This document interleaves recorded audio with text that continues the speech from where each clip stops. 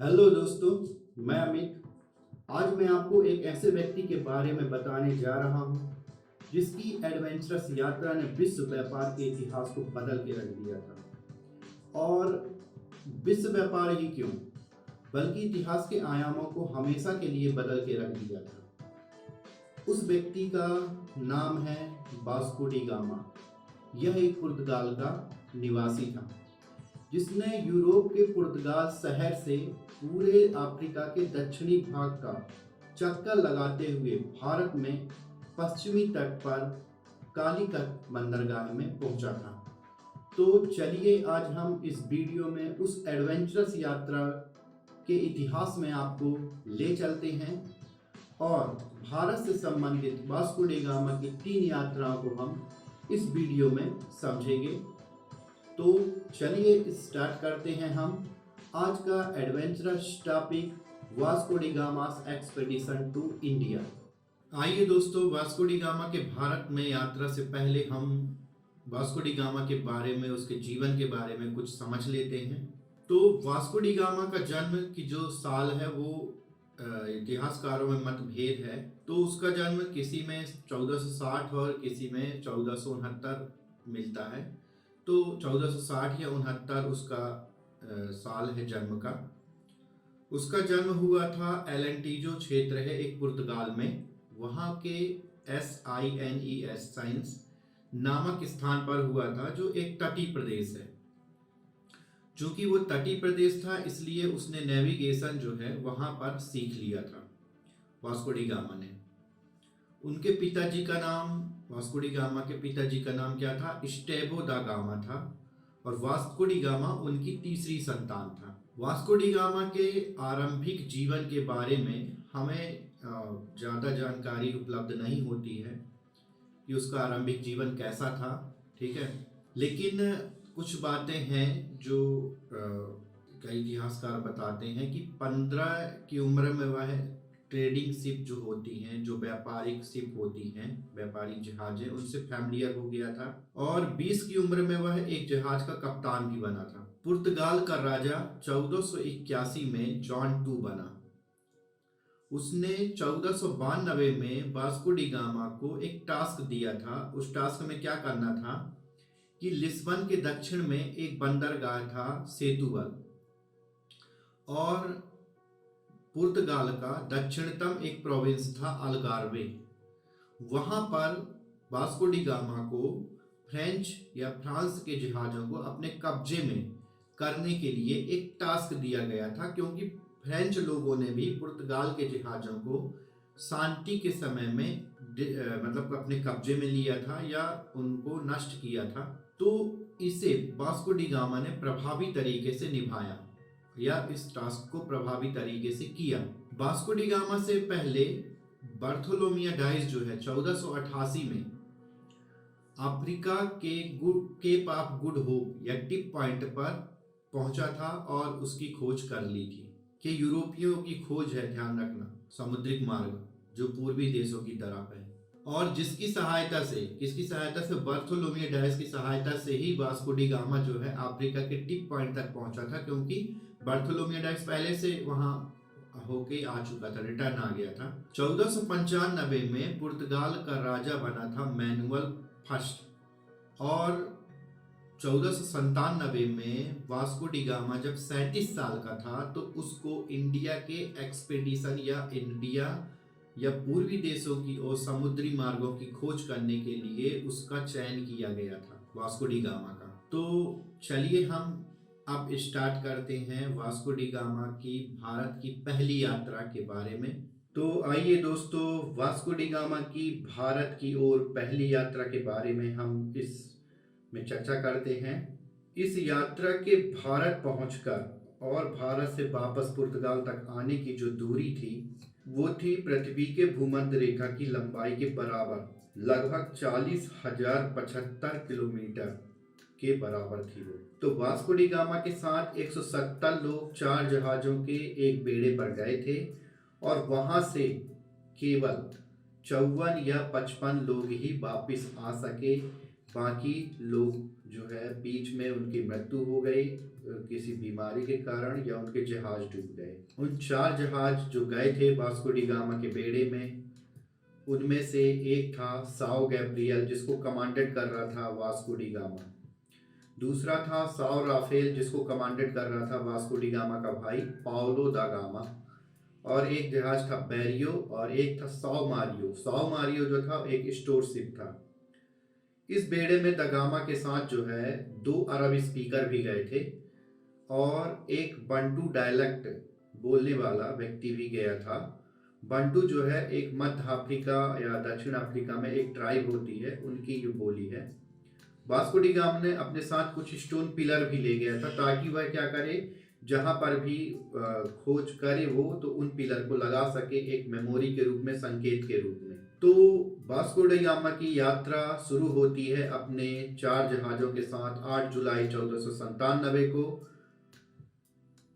और ये लिस्बन के टगस नदी से शुरू होती है। 170 आदमियों के साथ लिस्बन से भारत के लिए अफ्रीका के पश्चिमी तट होकर यात्रा शुरू करता है, और अफ्रीका के पश्चिमी तट के सहारे वो नीचे दक्षिण की ओर जाना स्टार्ट करता है। 15 जुलाई को वह कनारी आइसलैंड को पार कर लेता है, 15 जुलाई को, और उसका बेड़ा केप वर्डे आइसलैंड में एक सैंटियागो क्षेत्र है, ठीक है।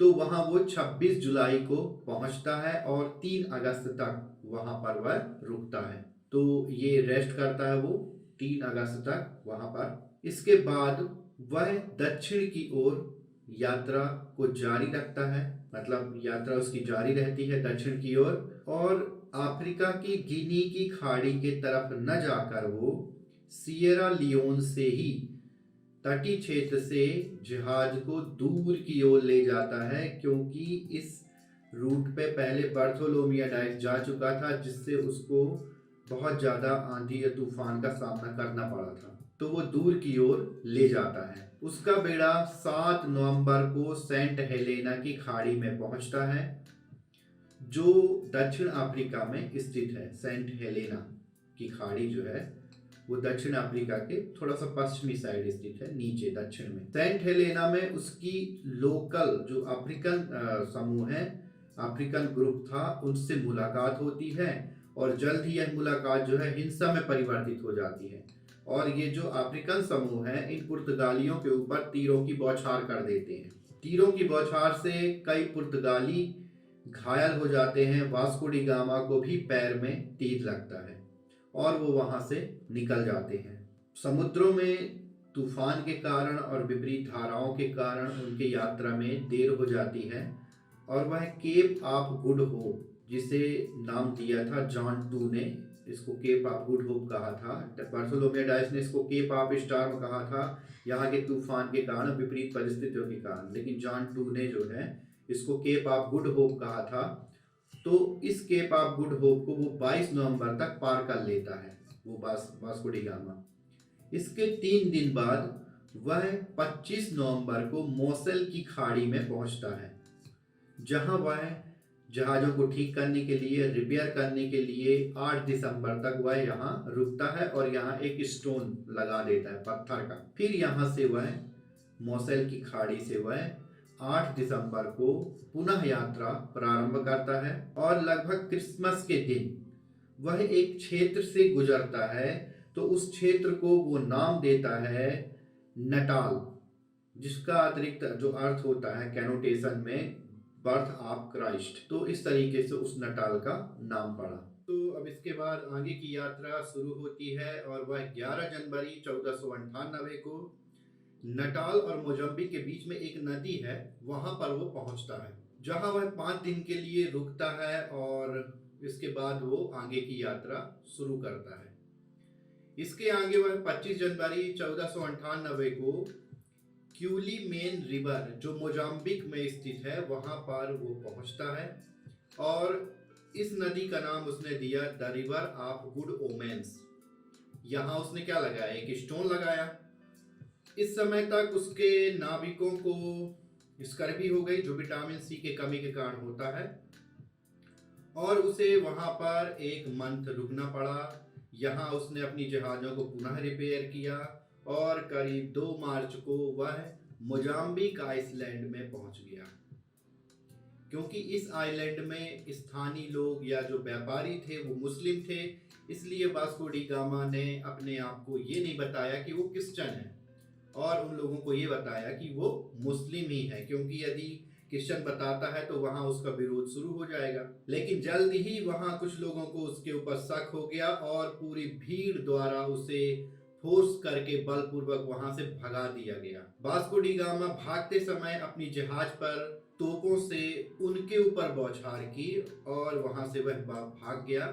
इसके बाद करीब 7 से 13 अप्रैल 1498 को हुआ है मोम्बासा, एक जगह है जो केन्या में स्थित है, वहां पहुंचा वो और उसने एक अरब व्यापारी के जहाज को लूट लिया वहां पर, जो उस समय बिना किसी शस्त्र के थे, उनके जहाजों में कोई तोप वगैरह नहीं लगे थे। फिर वहां के विरोध से पुर्तगालियों को फिर से वहां से भागना पड़ा और इसके बाद वो 14 अप्रैल 1498 को मालिंदी पर पहुंचता है, जो मोम्बासा के उत्तर में ही स्थित है। यहाँ उसके साथ मित्रवत व्यवहार किया गया उसके शासक द्वारा, क्योंकि उसकी मोम्बासा के साथ वाले लोग, मतलब मोम्बासा में रहते हैं, उनसे दुश्मनी चल रही थी। यहीं पर वास्को डी गामा ने पाया कि भारतीय व्यापारियों का व्यापार इस क्षेत्र से होता है। इसके बाद वास्को डी गामा ने एक पायलट की सेवा ली है, जिसको हिंद महासागर के मानसून का और हवाओं का अच्छा ज्ञान था और इसी पायलट के कारण वास्को डी गामा जो है यहाँ पहुंचा कालीकट बंदरगाह। इस पायलट का नाम था, फेमस पायलट था ये, अब्दुल मजीद, लेकिन हालांकि कुछ लोगों में मतभेद है। तो मालिंदी से वह इस पायलट को लेकर 24 अप्रैल 1498 को वह रवाना हुआ और पूरा अरब सागर को पार करते हुए लगभग 23 दिन की यात्रा के बाद वह 20 मई 1498 को भारत के दक्षिण पश्चिम में स्थित कोझीकोड, जो कालीकट से 10 किलोमीटर उत्तर में है, में पहुंच जाता है। इस समय कालीकट में जमोरिन का शासन था। जमोरी जो है एक पद होता है वहां का, समुद्री, तो उसका शासन था। जैसे ही जमोरिन को खबर लगी कि भाई पुर्तगाली आए हैं, तो जमोरिन अपनी दूसरी राजधानी पोन्नानी से भागते हुए और कालीकट आता है और अपने सैनिकों द्वारा पुर्तगालियों का भव्य स्वागत करवाता है।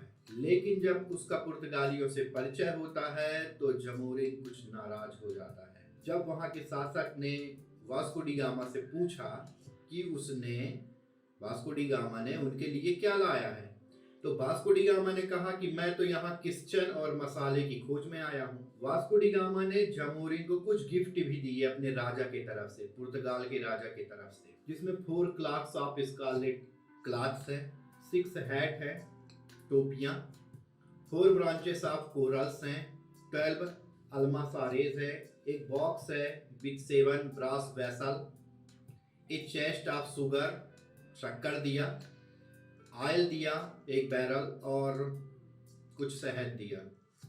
जमोरिन तो इस गिफ्ट को पाकर नाराज हो गया और कालीकट की जो अथॉरिटी थी वो आश्चर्य में थी कि इन गिफ्ट में ना तो, और पहले से ही स्थित वहां जो मुस्लिम व्यापारी थे उन्होंने तो वास्को डी गामा को अपना व्यापारिक प्रतिद्वंदी समझा, तो उन्होंने मुस्लिम मतलब जो व्यापारी थे उन्होंने वहां की अथॉरिटी को बताया कि ये जो वास्को डी गामा है ना, ये लुटेरा है, समुद्री लुटेरा है, वह कोई राजा के द्वारा भेजा गया दूत नहीं है या रॉयल एम्बेसडर नहीं है। कालीकट के राजा जमोरिन ने वास्को डी गामा से कहा कि तुम यहाँ व्यापार करने के लिए आए हो तो उसके लिए कुछ टैक्स लगेगा, कस्टम ड्यूटी लगेगी, उसको देने के लिए कहा, और वो जो कस्टम ड्यूटी है ना वो गोल्ड के रूप में चाहिए हमको। तो इस बात ने वास्को डी गामा और जमोरिन के बीच में संबंध खराब कर दिया। वास्को डी गामा गुस्से में था तो उसने वहां से जाते हुए भागते हुए 6 मछुआरों और कुछ सशस्त्र सैनिकों को अपने साथ बलपूर्वक ले गया। अब इसी के झड़प होने के कारण वास्को डी गामा 29 अगस्त 1498 को कालीकट से भाग निकलता है। वास्को डी गामा जो यहाँ का स्थानीय मानसून है उसको उसकी ओर कोई ध्यान नहीं देता या उसको इग्नोर करता है। तो पूर्वी अफ्रीका की ओर यात्रा करने से पहले वह अपने जहाज को उत्तर की ओर, एक द्वीप है गोवा के पास, अंजे दीवा आइसलैंड, वहां पर अपने जहाज को ले जाता है। तो वास्को डी गामा की आगे की यह यात्रा बहुत ही खतरनाक और भयानक होने वाली थी, क्योंकि अफ्रीका से कालीकट आते समय सिर्फ 23 दिन का समय लगा था, क्योंकि वाइंड पैटर्न जो डायरेक्शन था वो कालीकट के साइड था। लेकिन कालीकट से अब अफ्रीका की ओर जाते समय विपरीत हवाओं को उसको फेस करना था, तो इसमें करीब 132 दिन का समय लगा था। यहां से निकलने के 132 दिन बाद ही वास्को डी गामा ने 2 जनवरी 1499 को सोमाली के मोगाडिशु, एक सिटी है, शहर है, उसके पहले लैंड एरिया को उसने देखा। वो लैंड एरिया जो था उस समय अजुरन एम्पायर के अंडर में था, और वो जो अजुरन एम्पायर था वहां पर वो इंडियन ओशियन में उसके मतलब व्यापार का प्रभुत्व था वहां पर। इस लैंड एरिया को देखने के बाद भी वे वहां पर नहीं रुके और यात्रा जारी रखी उसने। एक क्रू मेंबर में से ही एक अज्ञात डायरिस्ट था जो डायरी लिखता था। उसने इस जगह के बारे में लिखा था कि यहाँ बहुत बड़ा शहर है जिसमें 4 से 5 मंजिल ऊंची इमारतें हैं और बड़े बड़े महल हैं। यहाँ पर बहुत ऊंचे ऊंचे मस्जिद हैं जो सिलेंड्रिकल शेप में हैं। तो इस समय तक बहुत अधिक क्रू मैन नहीं बच पाते हैं। काफी रास्ते में आते समय और अभी लौटते समय अफ्रीका के पास तक काफी मर जाते हैं, मृत्यु हो जाती है उनकी। तब द गामा ऑर्डर देता है कि साओ राफेल को यहाँ पर नष्ट कर दिया जाए, जो उनके जहाजों में से एक था। साओ राफेल को पाउलो द गामा कमांडेड करता है। अब बाकी बचे 2 जहाज, साओ गैब्रियल और बेरियो, तो बाकी बचे मेंबर को इन्हीं में वो रिडिस्ट्रीब्यूट कर देता है। अब फिर से आगे की यात्रा जारी होती है और मार्च के शुरुआत में वे मोसल की खाड़ी में पहुंच जाते हैं और लगभग 20 मार्च तक वे केप ऑफ गुड होप को लौटते हुए पार कर लेते हैं और अफ्रीका के पश्चिमी तट तक करीब 25 अप्रैल तक वो वहां पर पहुंच जाते हैं। और यहाँ से जो एक यात्रा का सोर्स था, डायरी का रिकॉर्ड जो था, वो भी बिना किसी रिजल्ट पर पहुंचे इंड हो जाती है और मतलब मिल नहीं पाती है उसके आगे का सोर्स इस डायरी में। तो अदर सोर्सेज से जानकारी ये मिलती है कि ये जो अब जो 2 जहाज थे वे लगातार केप बर्डे की ओर यात्रा करते रहे। केप बर्डे में एक सैंटियागो क्षेत्र है। बेरियो को जो कमांडेड करने वाला निकोलो कोल्हो था, वो अपनी जहाज को वास्को डी गामा के साओ गैब्रियल के जहाज से अलग कर लेता है और अलग यात्रा जारी रखता है और 10 जुलाई 1499 को वह लिस्बन पहुंच जाता है और मैनुअल किंग जो फर्स्ट था उसको ये सारी न्यूज वो बताता है। इसी समय केप बर्डे में द गामा का जो भाई था पाउलो द गामा, वो जो है बुरे तरीके से बीमार पड़ जाता है। द गामा उसके साथ सैंटियागो में ही रुकता है और अपनी जहाज जो साओ गैब्रियल थी, जिसको वो कमांडेड करता हुआ लाया था, वो एक क्लर्क को दे देता है जो उसे आगे ले जाने का कार्य करता है। तो साओ गैब्रियल लिस्बन में जुलाई के आखिरी या अगस्त के शुरुआती समय तक पहुंच जाता है। उसी समय वो जो वास्को डी गामा और उसका भाई जो पाउलो द गामा, जो बीमार था बुरे तरीके से, गिनी के एक कारवां के साथ पुर्तगाल के लिए रवाना होते हैं। पर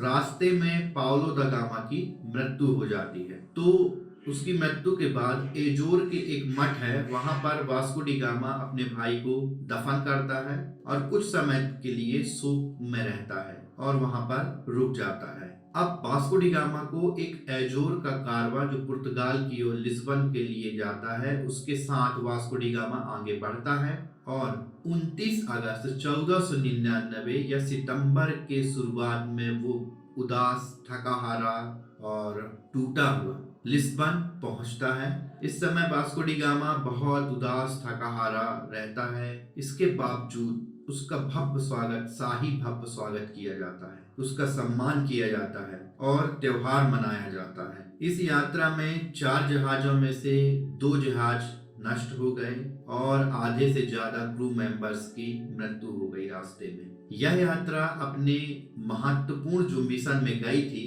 कि व्यापारिक संधि करना है पूर्वी देशों से कालीकट में, है ना। तो वो जो है उसमें भी असफल थी, मतलब व्यापारिक संधि वो पूरा नहीं कर पाया था। इसके बावजूद भी जो 2 जहाजों में मसाले व अन्य व्यापारिक वस्तुएं लाई गई थी, उससे करीब लागत का 60 गुना प्रॉफिट कमाया गया था। इसका मतलब जिसने यह सिद्ध कर दिया था कि भविष्य के लिए इसमें कमाने की बहुत अधिक संभावना है, प्रॉफिट कमाने की, और इससे पुर्तगाल के जो शाही खजाना है उसमें बहुत अधिक संपत्ति हम जमा कर सकते हैं। वास्को डी गामा की यात्रा ने यह भी सिद्ध कर दिया था कि ये जो अफ्रीका के पूर्वी तट है उसमें जो बंदरगाह है वो व्यापारिक दृष्टि से बहुत ही अधिक महत्वपूर्ण है। क्यों?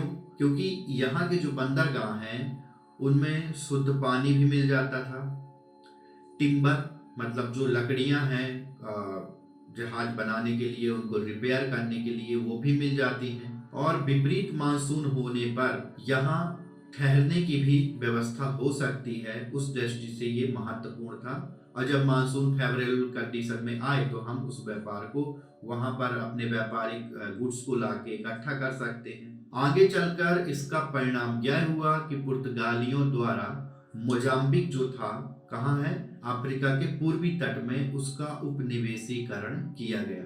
चूंकि ये वीडियो बहुत ही लंबी हो जाती, इसलिए हम इस वीडियो में वास्को डी गामा की पहली यात्रा के बारे में ही समझते हैं या पढ़ा है।